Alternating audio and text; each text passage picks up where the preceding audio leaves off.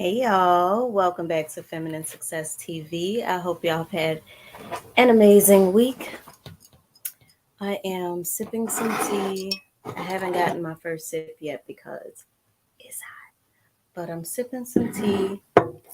I've had a very restful day. I was more tired than I expected to be for sure. Um, so now I'm up and energized, and I'm very energized to be here with y'all tonight. We have a live chat last week? We did. We talked about the Feminine Success course library, which is live. Very, very happy about that. It's taken us a while to get all of the old content, all of the courses into one place. So I'm very glad that we have finally gotten that done. If you haven't visited the course library, make sure that you do. Um, and tonight, I just kind of wanted to just chat with y'all, have a conversation about feminine power. Obviously, for those who don't know who I am, I'm Yaya Smith, the founder of Feminine Success, creator of Feminine Success School, the author of the Feminine Success book, and a wife and mom. Um, I'm a mom to four children who are not in bed right now, 8 minutes after bedtime. So if you hear them in the background, we have a loud house. We have a loud house, and a wife to an amazing, amazing man who makes me tea all the time. Um, so tonight, I had a conversation with my therapist earlier that really had me thinking about the power of femininity and how we are so easily removed from our power. And one of the ways that we are removed from our feminine power early on in life is being told, oh, women are too emotional. Women are too emotional. And so what ends up happening I don't know if this is all everybody, but for me, when I was told very early in life that I was too emotional, that I cried too much, that I took things too seriously, I started to suppress my feelings all the time. I remember a point in my life where I would not cry at all. I would not, I barely laughed. I was just really tough all the time. And what came up for me today is what we don't express, we suppress. And what we suppress is what keeps us stuck. Over the years, I've been growing this business for the last 7 years now. And over the years, I have met so many women who will say, I feel stuck. Yeah, yeah. I feel like I'm all over the place. I feel like I just lost touch with myself. I've lost connection with myself. I'm always there for everyone else. I'm taking care of everyone else, but I just don't know what I need. I don't know what I like. I don't know what I want. And one of the ways that we lose touch with who we are, we lose touch with what we want, is by suppressing ourselves, is by constantly trying to get over things that we never truly process. So many times as women, we are hurt, we are even joyful and excited. And when we feel that joy, we'll say to ourselves, oh, but anything can happen. Or we sit and wait for the other shoe to drop rather than fully being present in the moment and expressing what we feel. Whether you're angry, happy, sad, frustrated, joyful, enthused, there's almost this bottling up of all feeling that happens, especially in a society like the one that many of us live in. I know that I have followers from all over the world, but a good number of us are in the West. We're in America or in the UK. And I know my best friend lives in the UK, and has for the last decade. And one of the biggest conversations that we have is how emotionally suppressed society is where she is, and also where we are. We are seeing so much mental health crises happening. We're seeing so many people who just truly feel stuck in their lives, who truly feel unseen, unheard, and like they can't feel anymore. And what ends up happening, not for everyone, but for a lot of people, is that when we stop feeling emotionally, we put ourselves through a lot of surface level pain. We put ourselves through tangible pain just to prove that we can still feel. And so, what I encourage you to do is suppressing. Stop suppressing. Get from the place of, I just need to get over it, or they just need to get over it. Because my therapist shared with me probably a couple weeks ago, she was saying how when we are emotionally suppressed, that becomes a generational curse. And we tend to parent our children from a oppressed place into suppression. So we'll tell them things like, oh, it's not that serious. Oh, you need to get over it. Oh, don't cry like that. Or you can't let people make you feel A, B, and C. Or you shouldn't feel that way about something, because internally that's what we tell ourselves. And one of the main ways that we are removed from our feminine power is feeling being removed from feeling fully. I mentioned earlier, for those of you who are just popping on, what you don't express fully, you suppress. And what you suppress is what keeps you weighed down and stuck in your life. It's what keeps you going in cycles that you can't seem to break. Is suppressing the same emotion. Your emotions are coming to teach you a lesson. And I know you've heard it before and it sounds so cliche, but the lessons that you don't learn, you repeat. And sometimes we are repeating the same lesson over and over and over because we won't let ourselves feel what we need to feel in order to know ourselves, in order to know the God within yourself, in order to know God. God gave you emotion. And yet we let man tell us, you too emotional. We let man tell us, you should just get over it. And that goes for men as well. That goes for men too. I don't mean man as in the masculine or the male. I mean man as in mankind. God gave us feeling. God gave us power within our feeling. And we allow people who are uncomfortable with the way that we feel to tell us that we should not feel.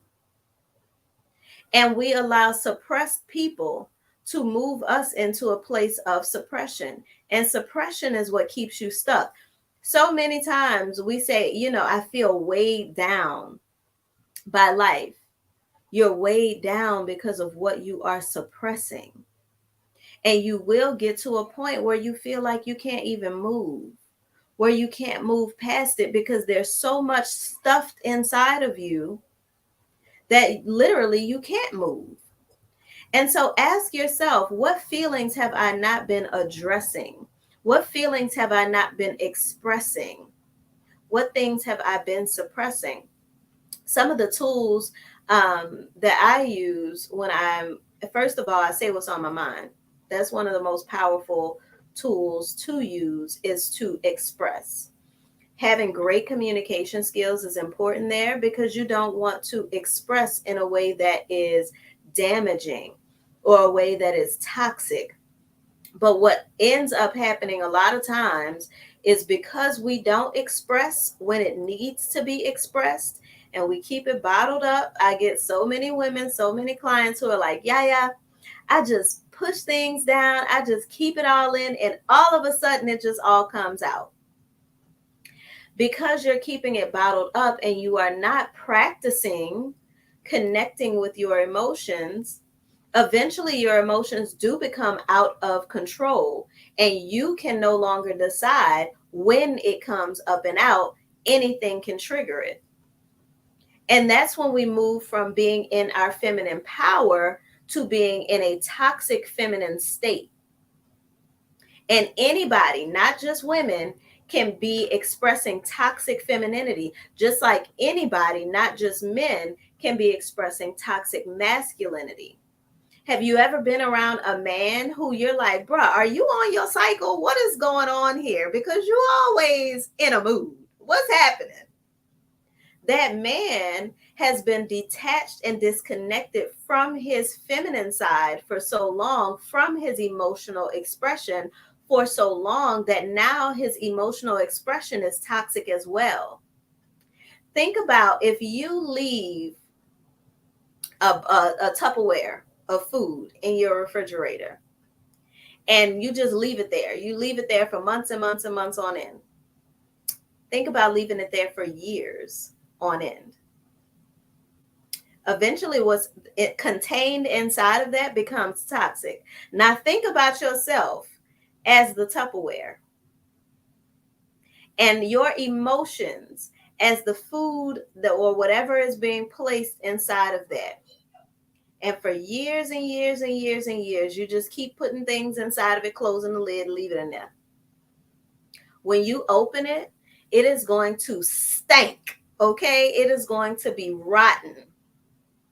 That is what happens to our feminine power when we stuff ourselves inside of ourselves, when we are constantly trying to save face, when we are constantly trying to be politically correct instead of being spiritually correct in our emotional expression, when we're constantly ignoring how we feel.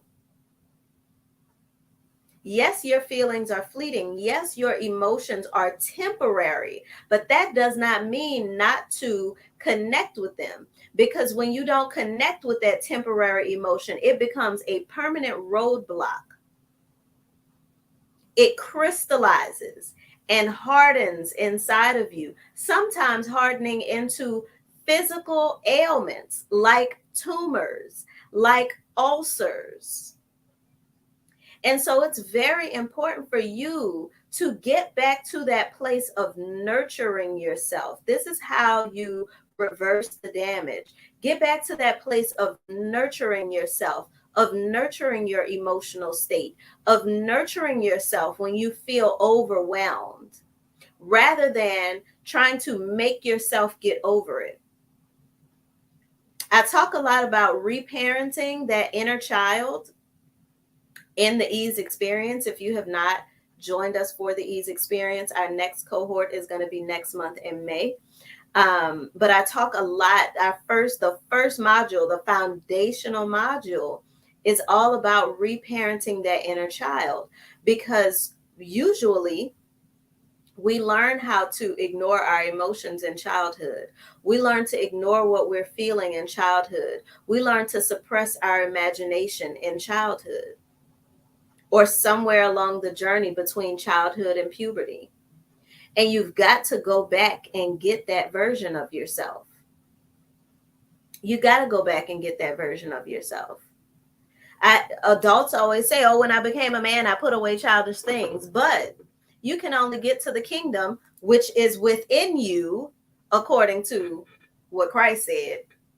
For those of you who are believers out there, the kingdom of heaven is within you. You can only get to the kingdom by coming as a child.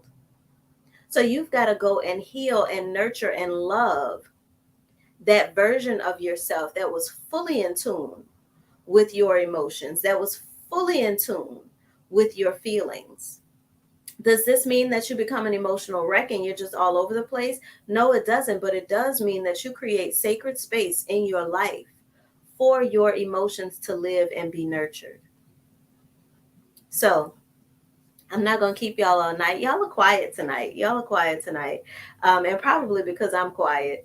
But I did want to come on and have this conversation because so many of us are walking around as suppressed versions of ourselves. You are not fully expressing yourself. You are not fully, and when I say fully expressing yourself, this goes beyond just how you feel in the moment. Are you fully expressing your vision? Are you fully expressing your dreams? Are you fully showing up as the woman or the man that you were designed and put here to be? And it starts with getting back in touch with the very basic parts of yourself. So, thank y'all so much for your time, for your attention this evening. It's one of the most valuable things that you can ever pay. Thank you, husband, for the rose. I appreciate you. I'm gonna share the rose just in case anyone else needed a rose tonight. If y'all needed some love, my husband is here sharing love with everyone. So if y'all needed it, there you go.